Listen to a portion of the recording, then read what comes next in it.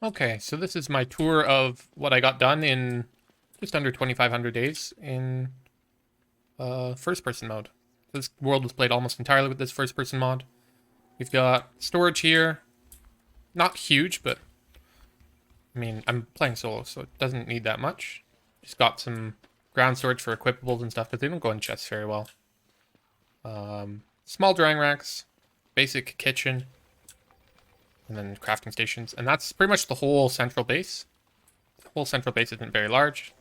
We've got these pigs over here, which we mostly use to farm for jerky. And then we're using moonstone to provide light. The idea was to keep the base kind of small, so that the moonstone covered at least most of it. Like these side chests here they're not quite covered, but also the drying racks are like intermittently covered. It's kind of annoying, but that's the main base. We've got our apiary over here and our backpack graveyard for backpacks we don't need. Just 11 boxes, because we don't need a ton. 11's way more than we need, but it was really convenient to be able to grab like a couple hundred honey at a time. We got our garbage can here. We got this road that leads the whole way to a bridge that goes to the that's not the button I wanted. The Lunar Island. On the Lunar Island, we've got the mysterious energy here. Oh yeah, I had a tamed beefalo there that I just banded. And then we've got some alchemical labs there, and that's everything over there. We've got 2 safety goats on this island. Yeah, there's nothing really interesting over there, so we're not gonna walk over there. The idea was we put the alchemical labs over there because you passively gain sanity a little bit there. We've got our little clockwork pen. Got all of the living clockworks on the surface in it. We had a few more, but I lost a couple to tree guards and stuff like that. It's permanently lit by those astral detectors, and it's got a little... It feels like almost like one of the ruins set pieces to me, which is kind of what I wanted. It's got 2 graves in there too, which is neat. Then over here, we had a moose goose spawn in our biome, and moose goose is annoying. So we put a beefalo herd here. This stuff is here from when we brought the beefalo herd here. So if moose goose ever spawned, the beefalo herd would clean it up for us, which is lovely. We also put down a little savanna and then some broken grass walls to prevent world regrowth in that area, just to keep the trees back. What else is there? I keep pressing the wrong button. Right. Let's go back this way. So you'll see our roads are completely lined with succulent along the potted succulents along the sides, which is very expensive. I don't recommend anyone does it. It took me pretty much the whole time of this world just farming succulents to get that.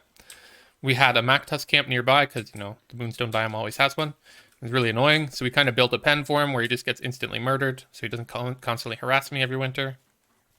I used that for ice hounds, but fire hounds couldn't go there because the potted succulents are flammable on my road. It's actually very inconvenient.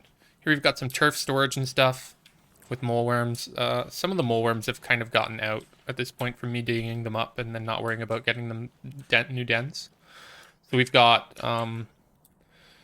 just little squares turfed with what turf is inside, and then on this right side is mineral storage. So we've got rocks here. I just dug up the rocks, so I think that guy doesn't have a pen. I remember there being 2 pens, and no, there's only 2 pens in the forest turf one. So yeah, just the mineral storage. I think this gold storage is actually empty, but we've got tons of gold over at Pig King. Just some bunnies there to clean up the bats. Here we have a Volt Goat herd. We actually only had 1 Volt Goat herd in the world when the world started, and then we duplicated the Volt Goat herds before we knew that was a bug that was in the game. Then we replicated the bug, figured out what was causing it. I didn't do it again though, because I didn't really need more Volt Goat herds. But we kept the Volt Goat herd as just a nice testament to, oh yeah, we found something new in this world. And then that bug was patched, so it's gone now. This little square here is where antlion spawns. We've never fought antlion in this world, though. This is my other Volt Goat herd. It's just auto-farmed for horns. I have so many horns at this point that I just throw them in the garbage. But it's there. We've got a grass and twig farm here. We haven't run out of grass in forever, because the grass farm was actually twice as big as the twig farm, but we did run out of twigs recently because I ended up having to tame a lot of beefaloes because I kept on killing my beefalo herd back in that savanna biome with frog rains. So we've been running the twigs again, but we haven't run the... I'm not going to replant this because sometimes that causes crashes, and I don't want to cause a crash in this video. We haven't run the... Until recently, we hadn't run either of these farms since like day, I want to say 800 or so. Passive lure plants provide plenty of resources. You don't need Wicker Bottom for them. And Marble can eat this. That's just our grass and twig farm. Nothing fancy over here. We follow the road up. So here we've got a chessboard on the right side. I put this down just because someone who was watching me wanted to see the skin for the science machine. It's just kind of there now. So we got a chessboard here. I put the Queen's Gambit opening on it just because, you know, the show was popular at the time, and I never took it off. It's permanently lit by these mush lamps on the side. All four of them are they just barely cover the center of the board. I really like this chess board that I made. I think it turned out really well. So here we had only one thing of gingerbread houses, and it was here, and then Deerclops killed it, so we made a shrine to it, and then the next Christmas came, and we ended up getting more gingerbread houses in the exact same location. It was neat. We actually only have like 2 sets of gingerbread houses on the map. There's one here, and I want to say there's one here-ish? I don't know. I didn't do much gingerbread hunting at all in this world. Just a couple, because I wanted to have them in the world. Here we've got a stone fruit farm. We were just here in summer, so it's probably withered. But all of these are planted with sprouting stone fruits, so they don't need fertilization. I'm just going to leave it there. It's whatever. We've got plenty of rocks. This world is just in show-off mode now. So over here we've got some bunnymen that we were using to farm spiders. I didn't need to put this on the boat, but I did anyways, because I didn't know what I needed at the time. This was to get me sanity for when I was farming rain with telelocator staffs. There's 20 lure plants on this boat, 10 on each stack, and then we can make jelly salad, because I pretty much always have honey on me. We did a little bit of the new farming here, but I ended up digging it up because it was annoying that it kept spawning weeds, and we didn't need the food. So there's some seeds in there, but we don't need any of that. This is our oasis. It's mostly empty because I wanted to make sure there were no blocking structures here. I mean, this guy's blocking, but not a big deal.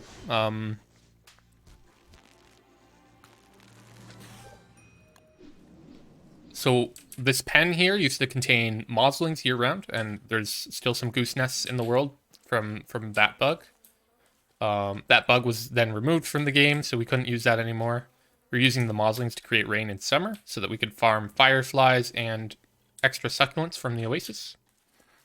That kind of stopped working, so we're then just forcing rains with telelocator staves. It's expensive. It takes about 10 staves a year, I want to say, just to get like pretty much permanent wildfire protection on the surface. But you also get like 20 to 30 fireflies every year, and then a bunch of succulents. It's pretty good. We did live on the surface here with wildfires on, with no flingomatics in our base. Here we've just got like a little patch of marble flooring just in case I have to deal with firehounds on the surface. Those 2 flingomatics were just put down because I had a fire that hit the trees and I needed to stop it before it got to the base because there's no flingos in base. Over here we've got a D-fly killing area, just 14 Houndies. D-fly's actually dead right now. I killed it right before the start of summer. But it should be respawning in a day or two. We used to have bunny men that killed D-Fly here. That's why there's this big patch of unturfed area. But it was a hassle, and we had the Houndiest so that we could afford. Bunny men worked, but a little bit of a pain in the butt. I tried to trap my... Wow, this is a lot of tumbleweeds. I tried to trap my tumbleweed spawners. There's one around here somewhere. I thought it was in there. I didn't get it. So we just ended up walling off the edge of the desert. And I want you to stay in the desert. Stop. Oh, we got some petrification happening here. We have our D-Fly... Or sorry, our Bee Queen oven over here. Nothing fancy. This is permanent light, so we can just stand in while the Bee Queen dies. And